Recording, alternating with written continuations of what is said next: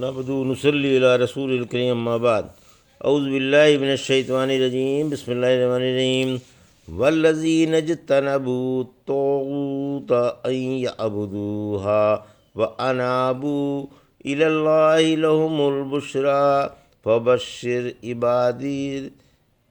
فبشر عباد الذین یستمعون القول فیتبعون احسنہ اولئک الذین ہداہم اللہ واولئک هم اولو الالباب افمن حق علیہ کلمۃ العذاب افانت تنقذ من فی النار لیکن الذین اتقوا ربهم لهم غرف من فوقها غرف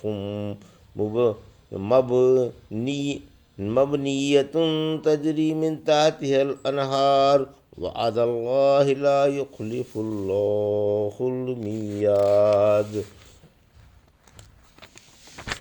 الم تر ان اللہ انزل من السماء ماء فسلکہ ينابيع في الأرض ثم يخرج به زرعا مختلفا ألوانه ثم يهيج فتراه مصفرا ثم يجعله حطاما إن في ذلك لذكرى لأولي الألباب أفمن شرح الله صدره للإسلام فهو على نور من ربه فويل للقاسية قلوبهم من ذكر الله أولئك في ضلال مبين۔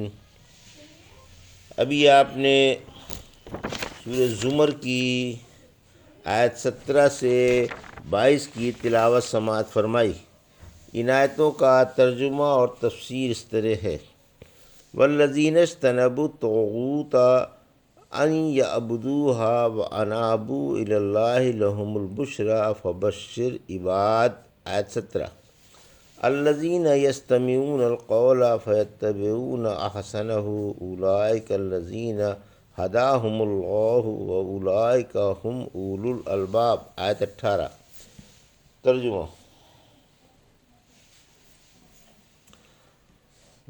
جو بت پرستی سے بچتے رہے اور اللہ کی طرف رجوع کرتے رہے انہی کے لیے بشارت ہے۔ آپ میرے بندوں کو خوشخبری سنا دیں جو بات سن کر اچھی بات کی پیروی کرتے ہیں، انہی کو اللہ نے ہدایت دی ہے اور وہی عقل والے ہیں۔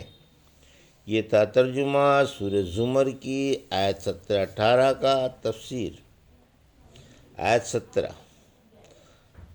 آیت عام ہے اور ان سب حق پسندوں کو شامل ہے جو بت پرستی ٹھکرا کر توحید کو سینے سے لگاتے ہیں، ایسوں ہی کے لیے دنیاوی اور اخروی زندگی میں بشارتیں ہیں۔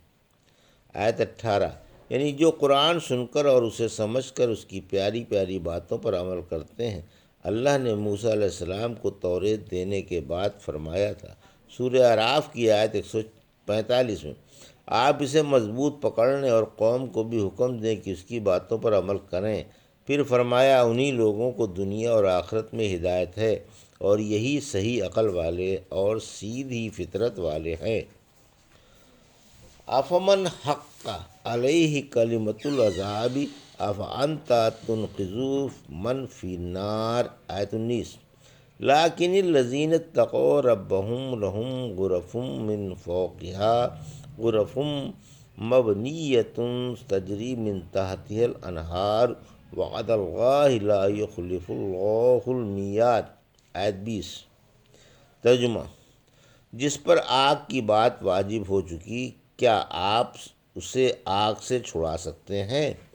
لیکن جو اپنے رب سے ڈرتے رہے ان کے لیے ایسے محل ہیں جن کے اوپر بالا خانے بنائے تیار ہیں اور جن کے نیچے نہریں جاری ہیں۔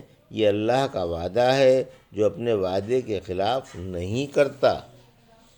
یہ تھا ترجمہ آیت 19 اور 20 کا تفسیر۔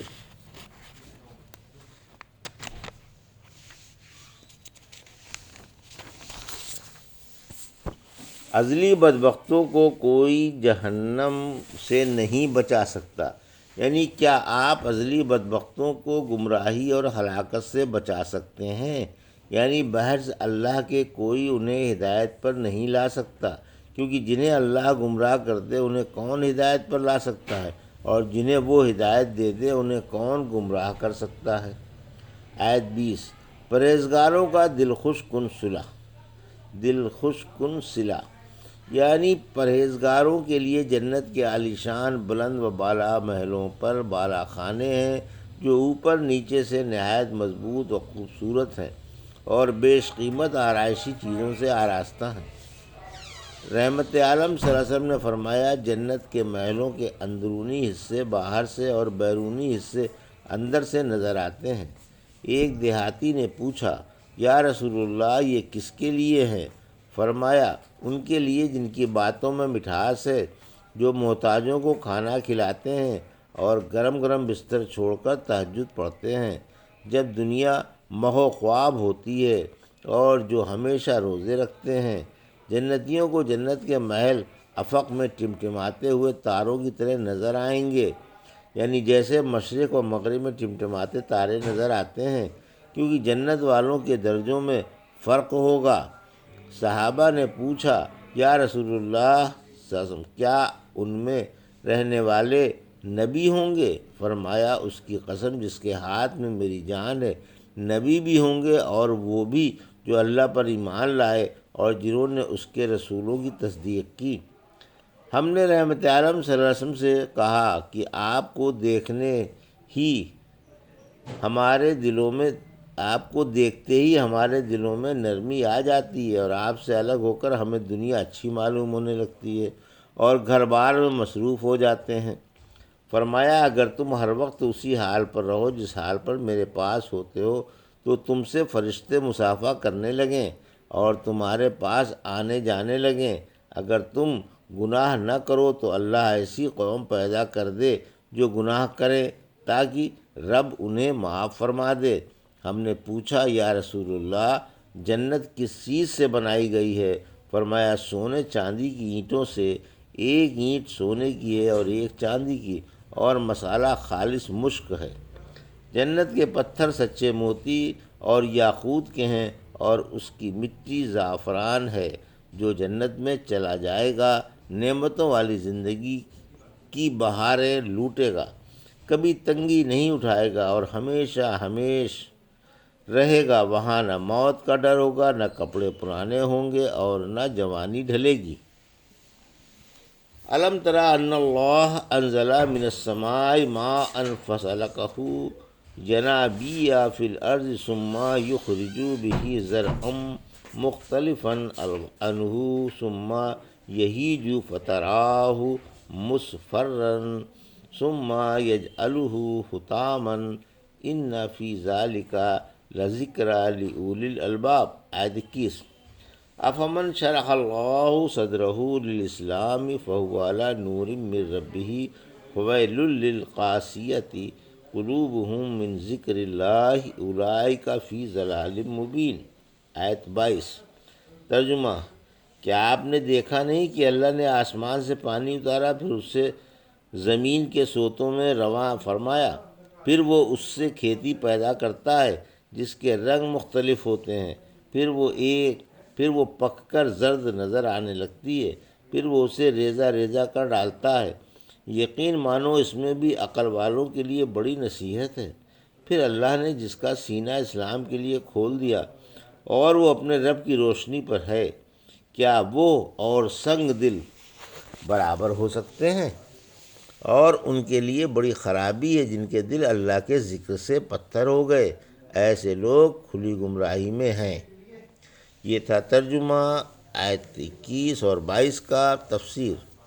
آیت 21، زمین میں آسمان کا پانی ہے، یعنی زمین میں پانی آسمان سے آتا ہے۔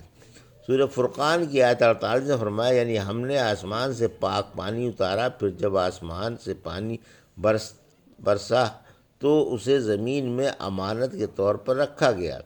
پھر اللہ زمین میں اپنی مرضی سے اس پانی میں تصرف فرماتا ہے اور جہاں چاہتا ہے حسب ضرورت بڑے یا چھوٹے چشمے جاری کر دیتا ہے۔ ابن عباس اور فرماتے ہیں زمین میں جہاں بھی پانی ہے آسمان سے اترا ہوا ہے، لیکن زمین کے مختلف مقام اس میں تغیر پیدا کر دیتے ہیں۔ عمل تغیر سے کھارا پانی میٹھا بن جاتا ہے۔ دنیا کی مثال پھر فرمایا اسی آسمانی پانی سے جو براہ راست آسمان سے برسا ہو یا بے واسطہ زمین لیا گیا ہو، طرح طرح کی چیزیں پیدا ہوتی ہیں جن کی شکلیں، رنگ، مزے، فائدے اور پھل مختلف ہوتے ہیں۔ پھر یہ کھیتیاں لہلانے کے بعد مرجھا جاتی ہیں اور زرد پڑ جاتی ہیں، پھر ریزہ ریزہ ہو جاتی ہیں۔ عقل والے وہی ہیں جو اس کھیتی سے عبرت پکڑتے ہیں۔ یعنی دنیا بھی اسی طرح سرسبز و شاداب اور ہری بھری اور خوبصورت ہے، ایک دن یہ بھی بڑھیا اور بری شکل کی ہو جائے گی۔ بچہ جوان، جوان بوڑھا اور بوڑھا ردی عمر کو پہنچ جاتا ہے، پھر قبر میں جا سوتا ہے۔ آہ یہ خوبصورتی پیغام بدصورتی ہے، اور یہ کمال علامت زوال ہے۔ سعادت مند وہ ہے جس کا مستقبل شاندار ہو اور ہر لاحق قدم سابق قدم سے بہتر اور خیر و برکت والا ہو۔ دنیوی زندگی کی یہ مثال قرآن میں کئی جگہ آئی ہے۔ سورہ کہف کی آیت 45 میں فرمایا آپ ان کے لیے دنیوی زندگی کی مثال بیان فرمائے کہ جیسے ہم نے آسمان سے پانی اتارا اور اس سے زمین کی نباتات پیدا ہوئی، پلی بڑھی اور بھوسا بن گئی۔ ہوا اڑاتی پھرتی ہے اور اللہ ہر چیز پر خوب قادر ہے۔